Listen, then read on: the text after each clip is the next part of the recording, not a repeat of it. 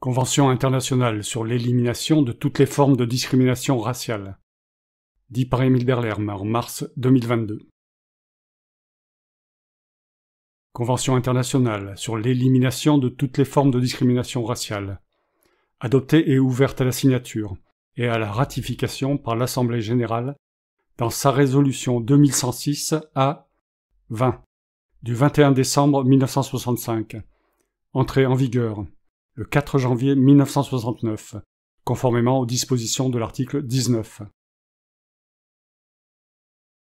Les États parties à la présente Convention, considérant que la Charte des Nations Unies est fondée sur les principes de la dignité et de l'égalité de tous les êtres humains, et que tous les États membres se sont engagés à agir, tant conjointement que séparément, en coopération avec l'organisation, en vue d'atteindre l'un des buts des Nations Unies, à savoir développer et encourager le respect universel et effectif des droits de l'homme et des libertés fondamentales pour tous, sans distinction de race, de sexe, de langue ou de religion.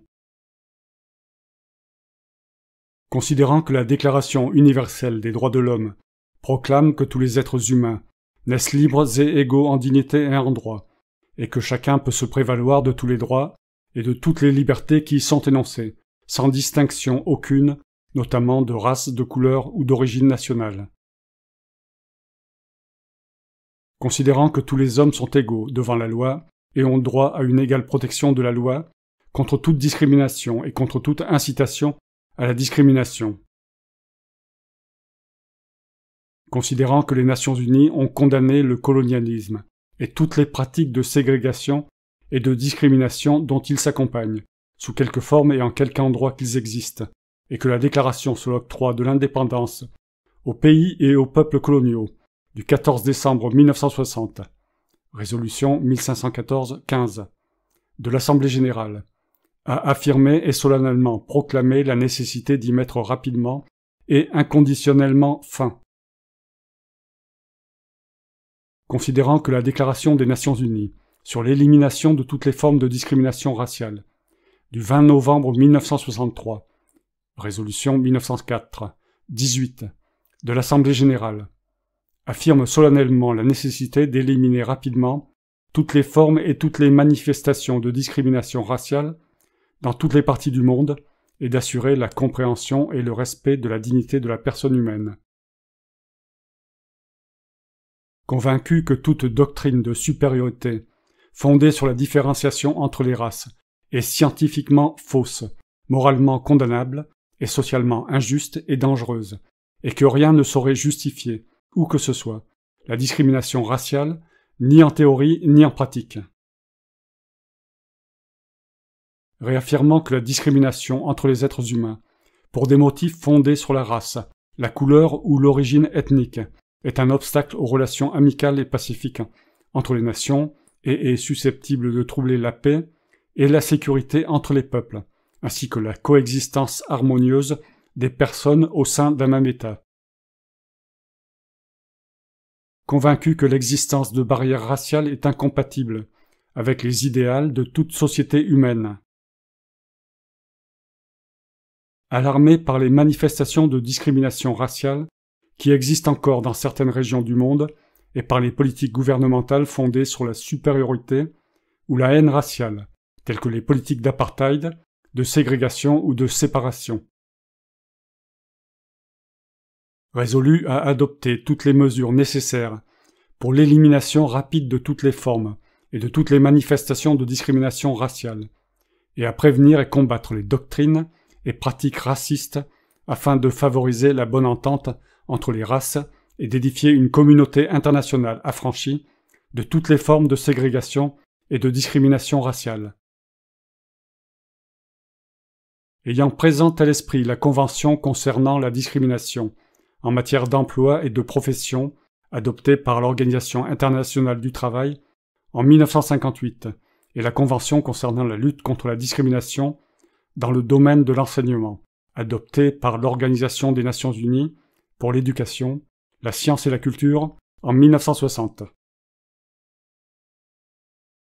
Désireux de donner effet aux principes énoncés dans la Déclaration des Nations Unies sur l'élimination de toutes les formes de discrimination raciale et d'assurer le plus rapidement possible l'adoption de mesures pratiques à cette fin, sont convenus de ce qui suit. Première partie. Article 1er. 1.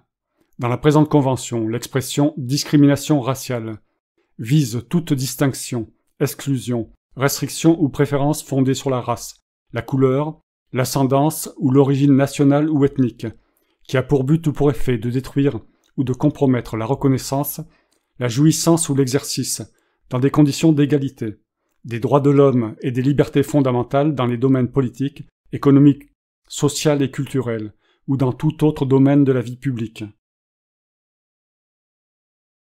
2.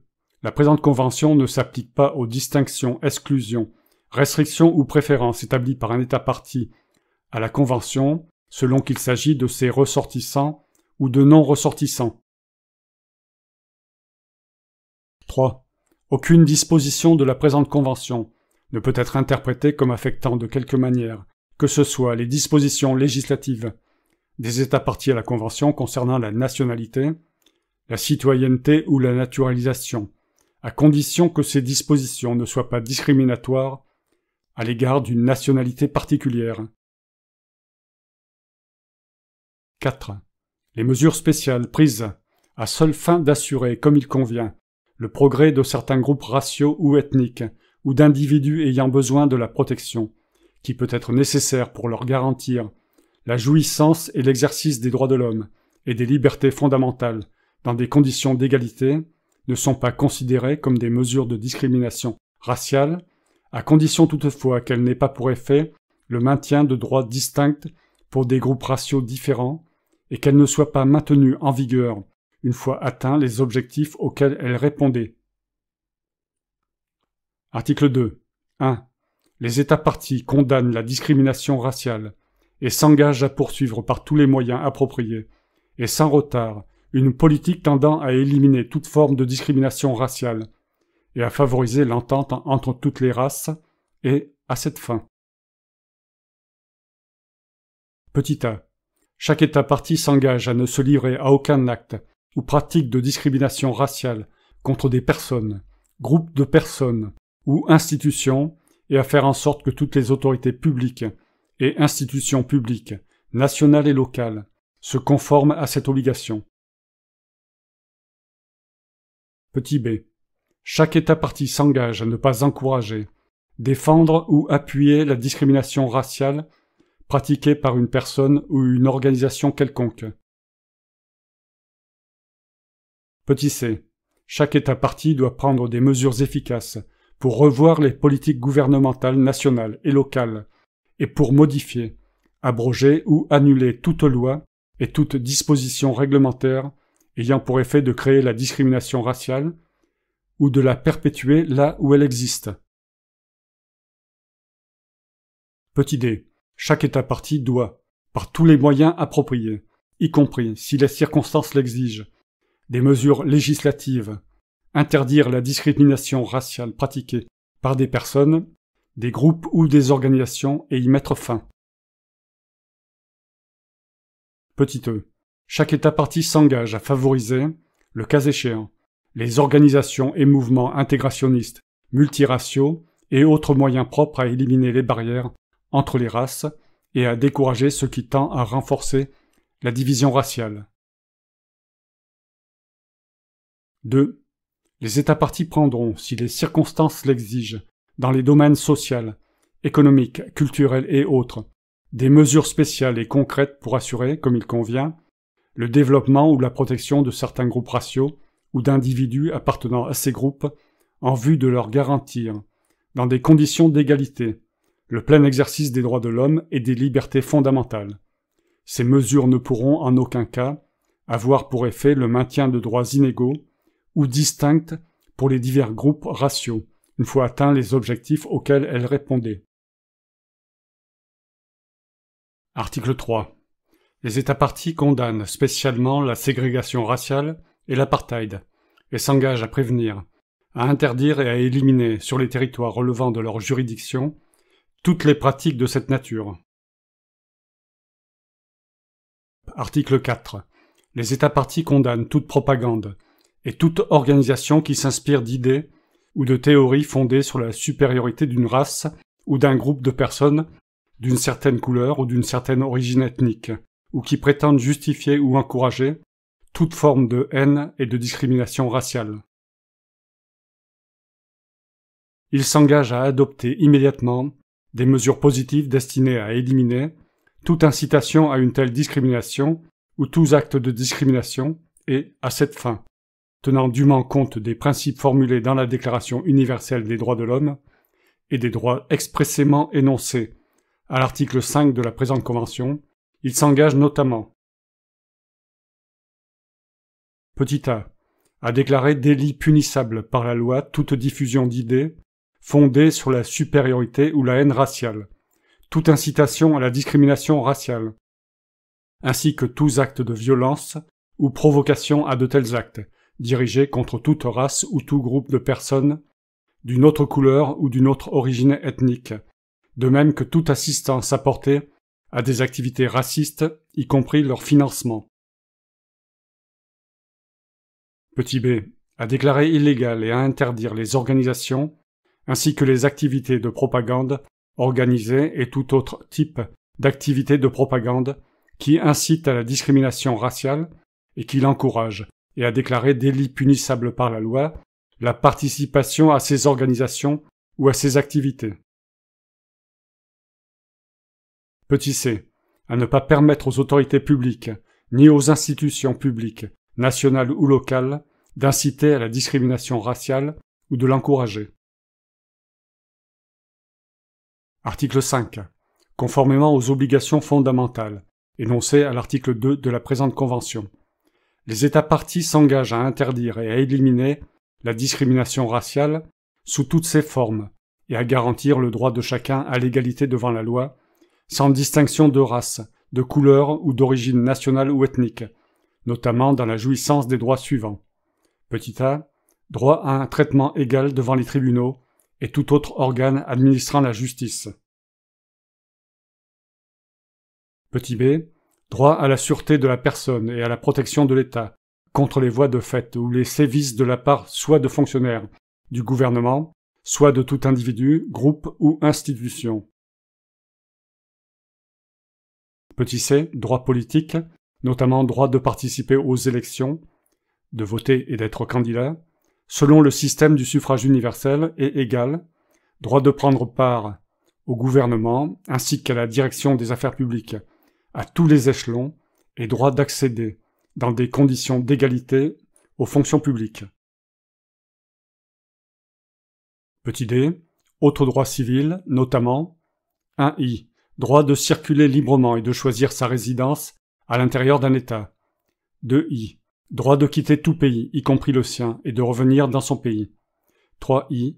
Droit à une nationalité. 4i. Droit de se marier et de choisir son conjoint. 5i. Droit de toute personne, aussi bien seule qu'en association, à la propriété. 6i. Droit d'hériter. 7i. Droit à la liberté de pensée, de conscience et de religion. 8i. Droit à la liberté d'opinion et d'expression. 9i. Droit à la liberté de réunion et d'association pacifique. Petit e. Droits économiques, sociaux et culturels, notamment 1i. Droit au travail, au libre choix de son travail, à des conditions équitables et satisfaisantes de travail, à la protection contre le chômage, à un salaire égal pour un travail égal, à une rémunération équitable et satisfaisante. 2i. Droit de fonder des syndicats et de s'affilier à des syndicats. 3i. Droit au logement. 4i. Droit à la santé, aux soins médicaux, à la sécurité sociale et aux services sociaux. 5i. Droit à l'éducation et à la formation professionnelle. 6i. Droit de prendre part, dans des conditions d'égalité, aux activités culturelles. Petit f. Droit d'accès à tout lieu et services destinés à l'usage du public, tels que moyens de transport, hôtels, restaurants, cafés, spectacles et parcs. Article 6. Les États parties assureront à toute personne soumise à leur juridiction une protection et une voie de recours effective devant les tribunaux nationaux et autres organismes d'État compétents contre tous actes de discrimination raciale qui, contrairement à la présente Convention, violeraient ses droits individuels et ses libertés fondamentales, ainsi que le droit de demander à ces tribunaux satisfaction ou réparation juste et adéquate pour tout dommage dont elle pourrait être victime par suite d'une telle discrimination. Article 7. Les États parties s'engagent à prendre des mesures immédiates et efficaces, notamment dans les domaines de l'enseignement, de l'éducation, de la culture et de l'information, pour lutter contre les préjugés conduisant à la discrimination raciale et favoriser la compréhension, la tolérance et l'amitié entre nations et groupes raciaux ou ethniques, ainsi que pour promouvoir les buts et les principes de la Charte des Nations Unies, de la Déclaration universelle des droits de l'homme, de la Déclaration des Nations Unies sur l'élimination de toutes les formes de discrimination raciale et de la présente Convention. Deuxième partie. Article 8. 1. Il est constitué un comité pour l'élimination de la discrimination raciale, ci-après dénommé le comité, composé de 18 experts connus pour leur haute moralité et leur impartialité, qui sont élus par les États parties parmi leurs ressortissants et qui siègent à titre individuel, compte tenu d'une répartition géographique équitable et de la représentation des différentes formes de civilisation, ainsi que des principaux systèmes juridiques. 2. Les membres du comité sont élus au scrutin secret sur une liste de candidats désignés par les États parties. Chaque État partie peut désigner un candidat choisi parmi ses ressortissants. 3. La première élection aura lieu 6 mois après la date de l'entrée en vigueur de la présente Convention. 3 mois au moins avant la date de chaque élection, le secrétaire général de l'Organisation des Nations Unies envoie une lettre aux États parties pour les inviter à présenter leur candidature dans un délai de 2 mois. Le secrétaire général dresse une liste par ordre alphabétique de tous les candidats ainsi désignés, avec indication des États parties qui les ont désignés, et la communique aux États parties. 4. Les membres du comité sont élus au cours d'une réunion des États parties convoquée par le secrétaire général au siège de l'Organisation des Nations Unies. À cette réunion, où le quorum est constitué par les 2/3 des États parties, sont élus membres du comité les candidats qui obtiennent le plus grand nombre de voix et la majorité absolue des votes des représentants des États parties présents et votants. 5. Petit a.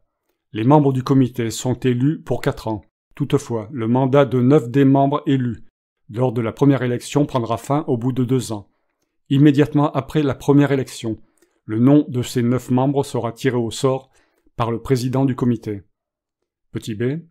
Pour remplir les vacances fortuites, l'État partie dont l'expert a cessé d'exercer ses fonctions de membre du comité nommera un autre expert parmi ses ressortissants, sous réserve de l'approbation du comité. 6. Les États parties prennent à leur charge les dépenses des membres du comité pour la période où ceux-ci s'acquittent de fonctions au comité. Article 9. 1. Les États parties s'engagent à présenter au secrétaire général de l'Organisation des Nations Unies, pour examen par le comité, un rapport sur les mesures d'ordre législatif, judiciaire, administratif ou autres qu'ils ont arrêtées et qui donnent effet aux dispositions de la présente Convention. Petit a, dans un délai d'1 an à compter de l'entrée en vigueur de la Convention, pour chaque État intéressé en ce qui le concerne, et, petit b, par la suite, tous les 2 ans et, en outre, chaque fois que le comité en fera la demande. Le comité peut demander des renseignements complémentaires aux États parties. 2. Le comité soumet chaque année à l'Assemblée générale de l'Organisation des Nations Unies, par l'intermédiaire du secrétaire général, un rapport sur ses activités et peut faire des suggestions et des recommandations d'ordre général fondées sur l'examen des rapports et des renseignements reçus des États parties. Il porte ces suggestions et recommandations d'ordre général à la connaissance de l'Assemblée générale avec, le cas échéant, les observations des États parties. Article 10. 1. Le comité adopte son règlement intérieur. 2. Le comité élit son bureau pour une période de 2 ans. 3. Le secrétaire général de l'Organisation des Nations Unies assure le secrétariat du comité. 4. Le comité tient normalement ses réunions au siège de l'Organisation des Nations Unies. Article 11. 1. Si un État partie estime qu'un autre État, également partie, n'applique pas les dispositions de la présente convention, il peut appeler l'attention du comité sur la question. Le comité transmet alors la communication à l'État partie intéressé. Dans un délai de 3 mois, l'État destinataire soumet au comité des explications ou déclarations écrites éclaircissant la question et indiquant, le cas échéant, les mesures qui peuvent avoir été prises par le dit État pour remédier à la situation. 2. Si, dans un délai de 6 mois, à compter de la date de réception de la communication originale par l'État destinataire, la question n'est pas réglée à la satisfaction des deux États, par voie de négociation bilatérale ou par toute autre procédure qui serait à leur disposition, l'un comme l'autre auront le droit de la soumettre à nouveau au comité en adressant une notification au comité ainsi qu'à l'autre État intéressé. 3. Le comité ne peut connaître d'une affaire qui lui est soumise, conformément au paragraphe 2 du présent article, qu'après s'être assuré que tous les recours internes disponibles ont été utilisés ou épuisés, conformément au principe de droit international généralement reconnu. Cette règle ne s'applique pas si les procédures de recours excèdent des délais raisonnables. 4. Dans toute affaire qui lui est soumise, le comité peut demander aux États parties en présence de lui fournir tout renseignement complémentaire pertinent. 5. Lorsque le comité examine une question en application du présent article, les États parties intéressés ont le droit de désigner un représentant qui participera sans droit de vote aux travaux du comité pendant toute la durée des débats. Article 12. 1. Petit a. Une fois que le comité a obtenu et dépouillé tous les renseignements qu'il juge nécessaires, le président désigne une commission de conciliation ad hoc, ci-après dénommée la commission, composée de 5 personnes qui peuvent ou non être membres du comité. Les membres en sont désignés avec l'assentiment entier et unanime des parties aux différends, et la commission met ses bons offices à la disposition des États intéressés, afin de parvenir à une solution amiable de la question, fondée sur le respect de la présente convention. Petit b. Si les États parties aux différends ne parviennent pas à une entente sur tout ou partie de la composition de la commission dans un délai de 3 mois, les membres de la commission qui n'ont pas l'assentiment des États parties aux différends sont élus au scrutin secret parmi les membres du comité, à la majorité des 2/3 des membres du comité. 2. Les membres de la commission siègent à titre individuel. Ils ne doivent pas être ressortissants de l'un des États parties aux différends, ni d'un État qui n'est pas partie à la présente convention. 3. La commission élit son président et adopte son règlement intérieur. 4. La commission tient normalement ses réunions au siège de l'Organisation des Nations Unies ou en tout autre lieu approprié que déterminera la commission. 5. Le secrétariat prévu au paragraphe 3 de l'article 10 de la présente convention prête également ses services à la commission chaque fois qu'un différend entre des États parties entraîne la constitution de la commission. 6. Toutes les dépenses des membres de la commission sont réparties également entre les États parties aux différends, sur la base d'un état estimatif établi par le secrétaire général de l'Organisation des Nations Unies. 7. Le secrétaire général sera habilité, si besoin est, à défrayer les membres de la commission de leurs dépenses, avant que le remboursement en ait été effectué par les États parties aux différends, conformément au paragraphe 6 du présent article. 8. Les renseignements obtenus et dépouillés par le comité sont mis à la disposition de la commission, et la commission peut demander aux États intéressés de lui fournir tout renseignement complémentaire pertinent. Article 13. 1. Après avoir étudié la question sous tous ses aspects, la commission prépare et soumet au président du comité un rapport contenant ses conclusions sur toutes les questions de fait relatives au litige entre les parties et renfermant les recommandations qu'elle juge opportunes en vue de parvenir à un règlement amiable aux différends. 2. Le président du comité transmet le rapport de la commission à chacun des États parties aux différends, les 10 États font savoir au président du comité, dans un délai de 3 mois, s'ils acceptent ou non les recommandations contenues dans le rapport de la Commission. 3. Une fois expiré le délai prévu au paragraphe 2 du présent article, le président du comité communique le rapport de la Commission et les déclarations des États parties intéressés aux autres États parties à la Convention. Article 14. 1. Tout État partie peut déclarer à tout moment qu'il reconnaît la compétence du comité pour recevoir et examiner des communications émanant de personnes ou de groupes de personnes relevant de sa juridiction qui se plaignent d'être victimes d'une violation, par le dit État partie, de l'un quelconque des droits énoncés dans la présente Convention. Le comité ne reçoit aucune communication intéressant un État partie qui n'a pas fait une telle déclaration. 2. Tout État partie qui fait une déclaration conformément au paragraphe 1 du présent article peut créer ou désigner un organisme dans le cadre de son ordre juridique national qui aura compétence pour recevoir et examiner les pétitions émanant de personnes ou de groupes de personnes relevant de la juridiction du dit État qui se plaignent d'être victimes d'une violation de l'un quelconque des droits énoncés dans la présente Convention et qui ont épuisé les autres recours locaux disponibles. 3. La déclaration faite conformément au paragraphe 1 du présent article et le nom de tout organisme créé ou désigné conformément au paragraphe 2 du présent article sont déposés par l'État partie intéressé auprès du secrétaire général de l'Organisation des Nations Unies qui en communique copie aux autres États parties. La déclaration peut être retirée à tout moment au moyen d'une notification adressée au secrétaire général, mais ce retrait n'affecte pas les communications dont le comité est déjà saisi. 4.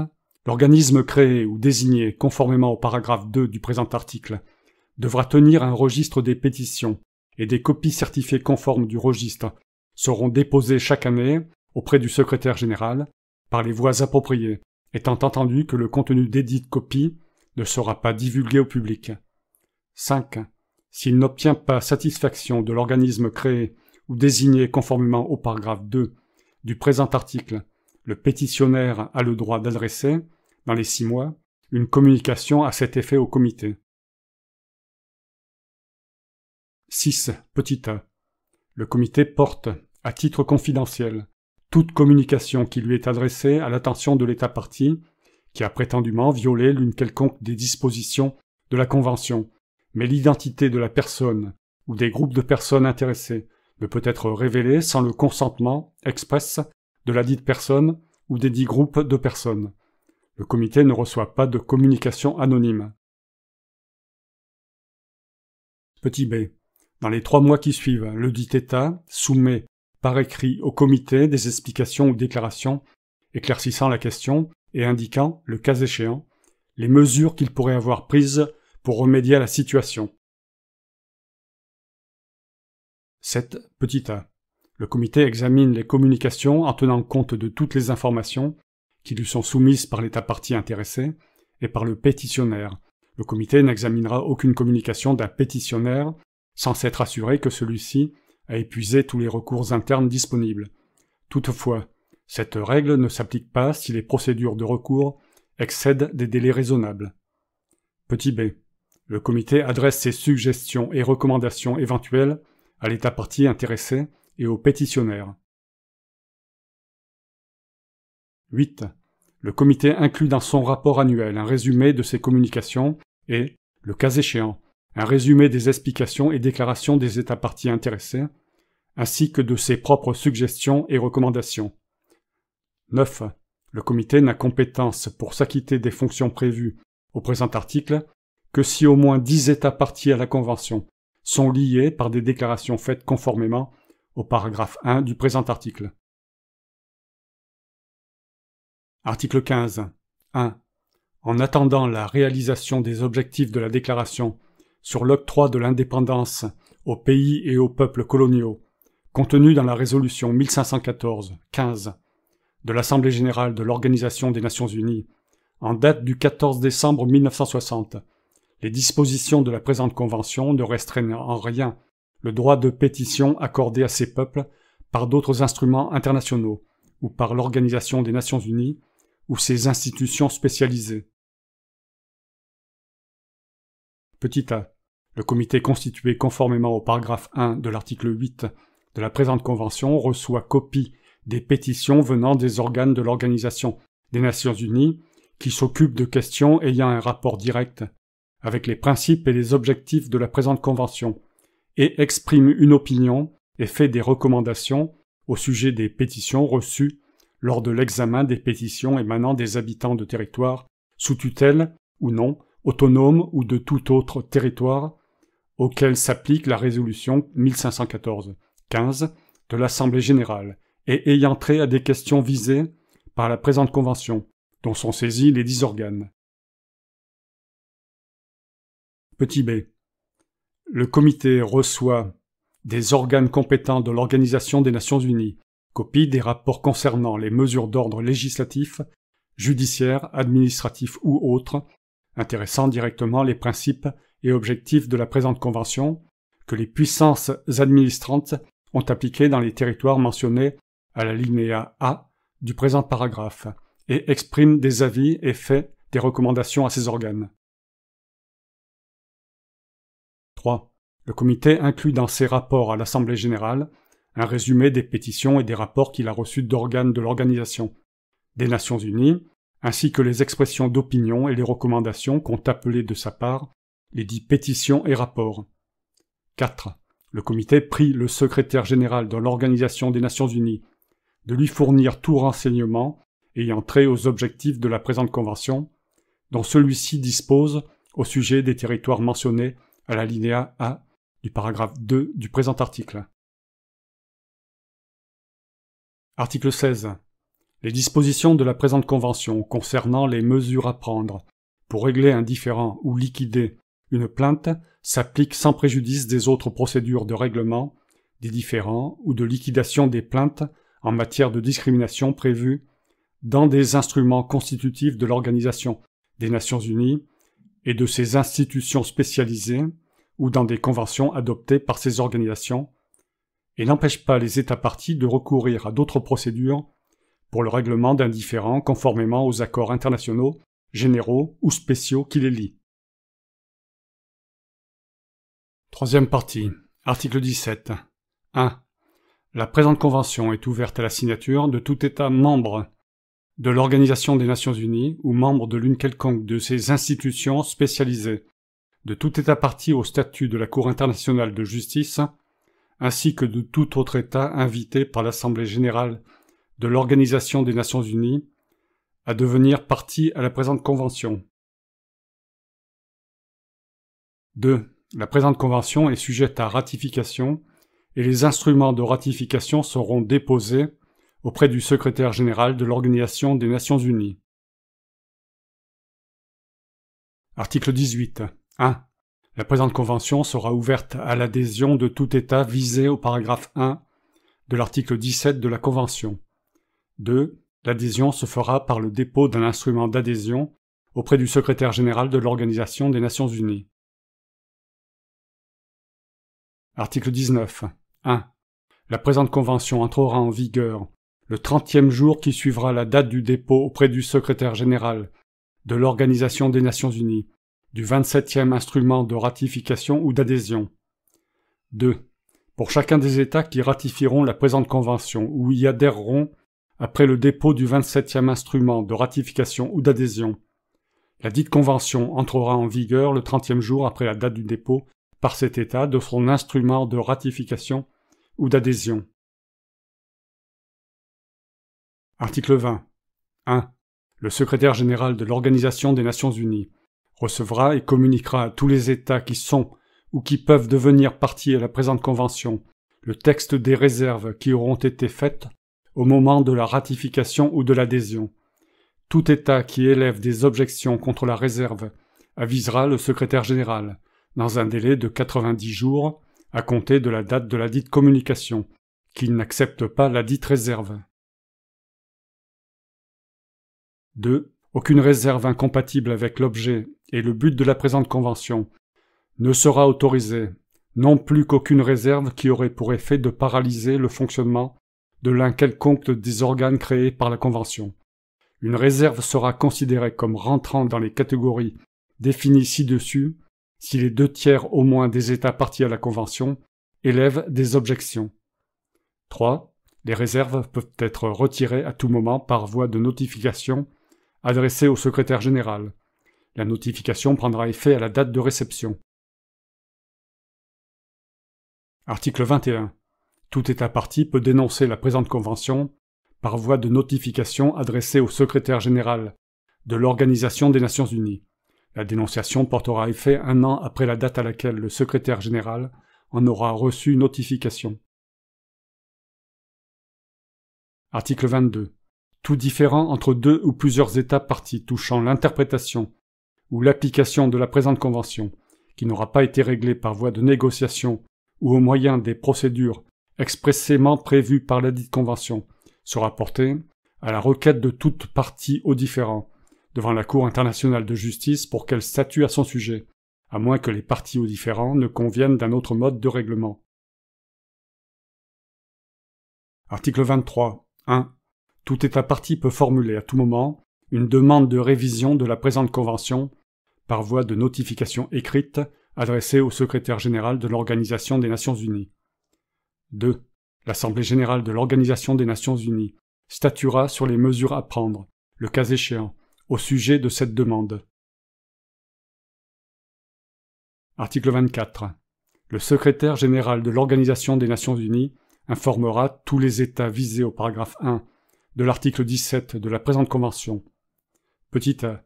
Des signatures apposées à la présente Convention et des instruments de ratification et d'adhésion déposés conformément aux articles 17 et 18.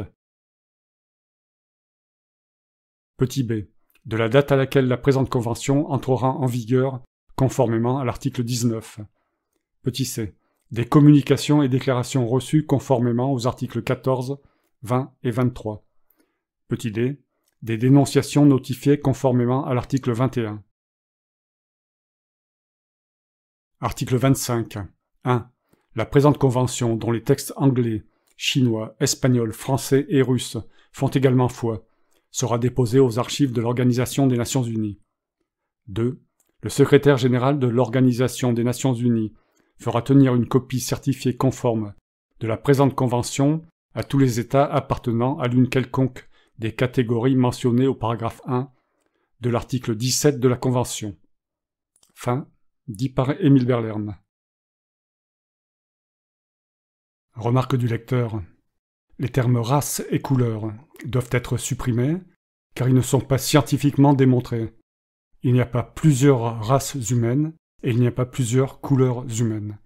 Il y a une seule espèce humaine, et encore est-elle subjective, car elle est indéfinissable dans le temps.